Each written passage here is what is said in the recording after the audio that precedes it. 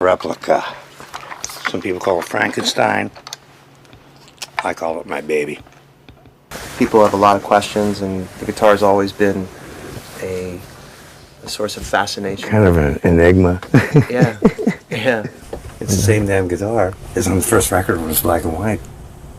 People don't think about that. You know? No, a lot of people don't know. There's a black and white and a black, red, white one. But it's the same guitar.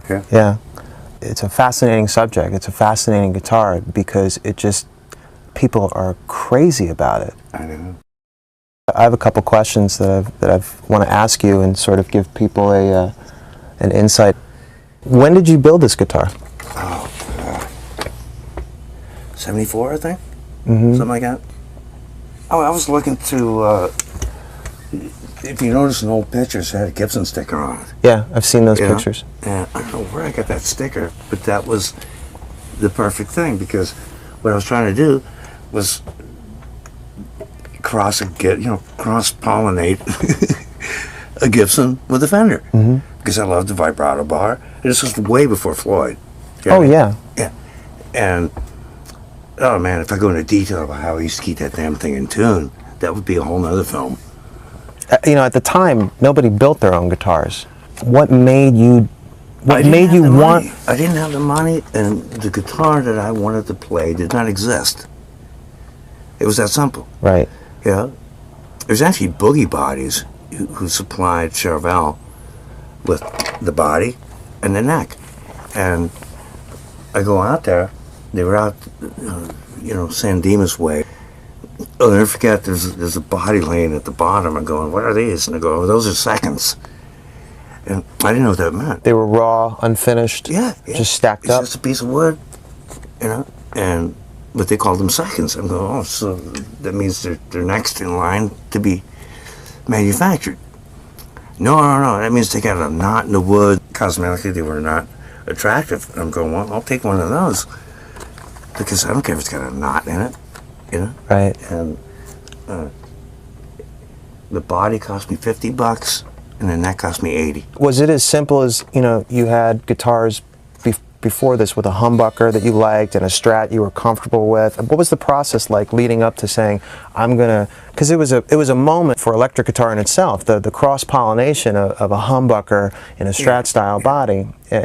Was there something that led up to that, or was it just not that much of a thought process? Like everything from sticking a humbucker into paraffin wax in a U-band coffee can and pulling out just in time before the sucker melted. I'm a tone chaser.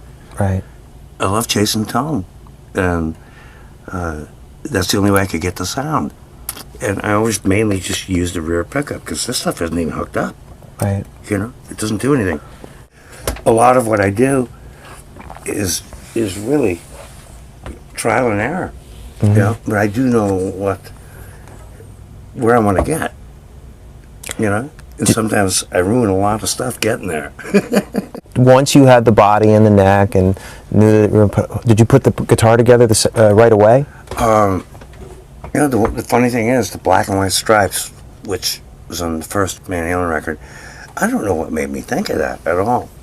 I was just looking for something different, but I really wasn't looking. I mean, even the pick guard on the first record, I cut out myself. That was not a Fender. No. Yeah, I made that myself. With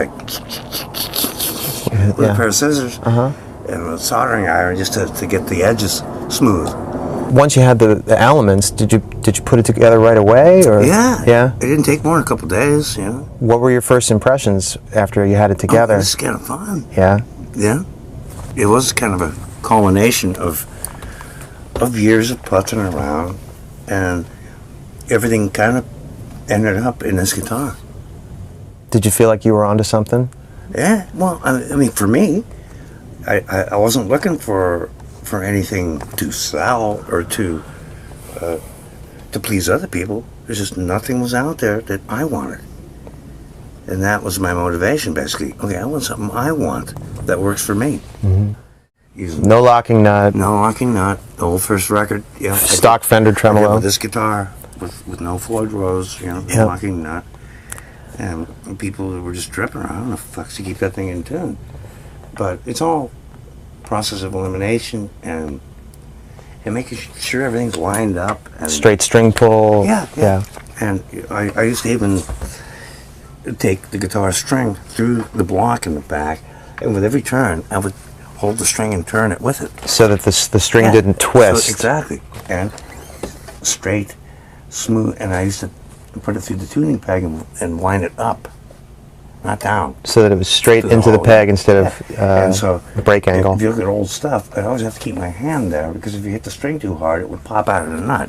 And then I put 3-in-1 oil in the brass nut, and the grooves were bigger than they were supposed to be, but that's the only way it would slip and slide, kind of like a Mazzola party. You tricked it out. Yeah.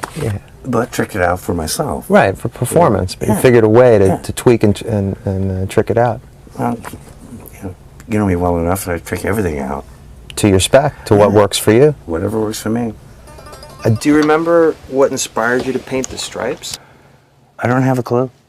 It just happened? Yeah? I just took, I'm going, okay, it needs paint. And for some reason, I just grabbed masking tape. And I just started rolling it around on it. And then I painted it black first. And then I taped it for some reason, I don't know. And put tape on it, and then I spray painted it white. And I took the tape off, and then I used rubbing compound to smooth it out. I'm going, hey, it looks kind of neat. Yeah, it does. I mean, you can still kind of see it underneath the original, stuff that's on the first record. But it certainly wasn't a corporate manufactured. It wasn't scientifically derived at in any way. It was just like pretty much everything I do. It's kind of a mistake. The guitar, black and white, is super famous, but the guitar with the top coat of red. See, that's what's funny. Is even more famous. I know, and every time I look at it, I go, God, I wish I would have left it black and white with the pickguard. But then again, this is more famous. It took on a life of its own. Yeah, it's beyond. Yeah, it's beyond it. It just took on a life of its own. How soon after the black and white coat? Because I'm pretty sure you did the first tour black and white with it black and white. Yes. Where did the red coat come into play? After Yellow and Black. The Yellow and Black Strat. Oh, I hassled with that guitar forever, man. The Yellow and Black Strat. The original Yellow and Black that we buried Dimebag with. Yeah. Yeah, because that was the real one. Oh yeah. Rest in peace, Dimebag. So that's when I went back to this guitar.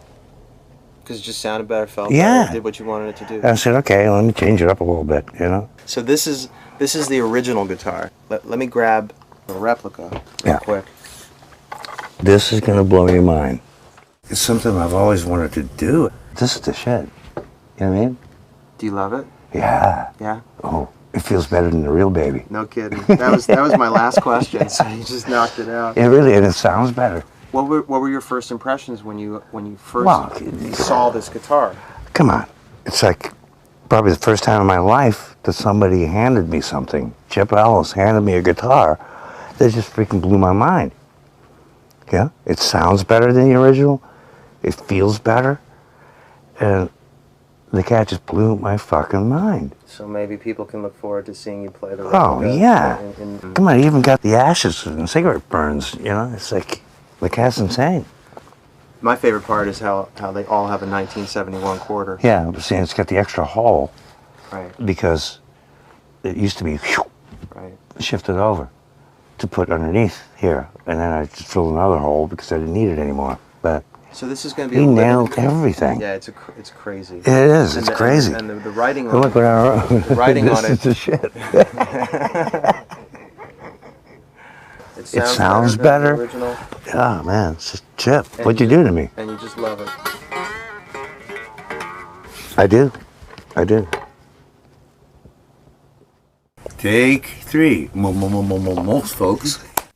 So I want to introduce everybody to the man responsible for this amazing recreation of Ed's most famous #1 baby guitar, and that is Chip Ellis. Chip is guitar builder for Fender Musical Instruments, the parent company to the EVH Guitar Company. He's done an amazing job, and I thought it'd be really good to get insight from Chip's perspective on the guitar. If you don't mind, I'm going to pepper you with some questions. And please do. How did you come into this project? Well, the project came down the pipeline, and I was the only one at Jackson and Charvel that had done any relic guitars, so I snatched it up before anybody else could get their hands on it, and just did my thing. Yeah. Really got into it. What went through your mind when you knew that you were going to be in charge of creating this replica? It absolutely flattered me, because this guitar is what got me into guitar playing. So it was like everything I had been working for had just come full circle. So you were a fan of Ed's music and his guitars previous to this project? His music is what got me into this. How long, when was the first time you heard Van Halen? 1984 album. Yeah. I wore it out. I bought it on tape. I wore that out. Changed your life? First CD I ever bought when CDs came out was 1984. Changed your life? Changed my life. This man and this guitar. And you play as well. You've been playing since you were a kid? Mm-hmm.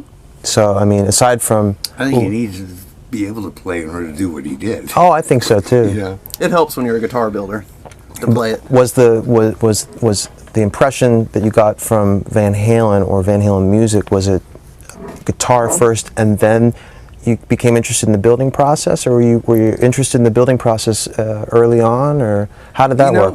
It was early on I got into it. The first guitar I bought was an Area Pro 2 Les Paul copy, and I tore it apart and I spray painted it and was constantly messing with it. I think that there was an aspect that Ed was putting out there in the world where everybody, like, it wasn't just enough to be a player, but you had to fuck with your guitars too at the same time. You know, it was cool. It was cool. Ed made it cool. Did Ed inspire the way you build guitars at all, or did he really provide an impetus to become a builder? A little bit of both. His technique in building, you know, make it work for yourself. You know, just go at it, whatever it takes. I mean, you told me that you chiseled this out, right? Yeah. Well, look at it. You know, I kind of did the same thing. No pro job. I would take guitars and just destroy them. You know, just trying to get what I want. And then as I learned, you know, how to work on guitars and got better at building and everything, then I started making them a little more polished. And well, how did you go about building the guitar? What was the process like? You've got the project, now it's yours. You know, you're going through a thought process. You know, when you actually got to a table. This is what I want to know. How did you do it? I absolutely geeked out on it. He even got the damn reflectors that we bought at a truck stop. And because at the end of the show, when the whole VH logo came down, I'd go like that. Yeah, shoots a prism out over the crowd. Yeah. Now, where the hell did you find these damn things? That was a lot of research. I found to put it mildly. It took a long time. I tried to find the original manufacturers, one of which had gone out of business. So it was kind of tough finding the exact reflectors. But we did it, and I spent months, you know, just going through it, looking at every picture I could find of the guitar, just dissecting every little screw hole, every, you know, piece of flaked off finish. You call it a geek out. It's a geek out process. Yeah, I just picked it apart, probably further than anybody should pick anything apart. I mean, I just wanted to nail every little detail on the thing, and I did the best I could. That you did, even down to the screw holes, to the tuning peg. Well, I mean, what? You know, I had so many different tuning pegs in this guitar. He even nailed that. The thing for me that blows me away more than anything about what you did is that you did this without that guitar. You did the entire thing from photographs. You never had the real guitar to base the thing off of. That's just mind-blowing to me.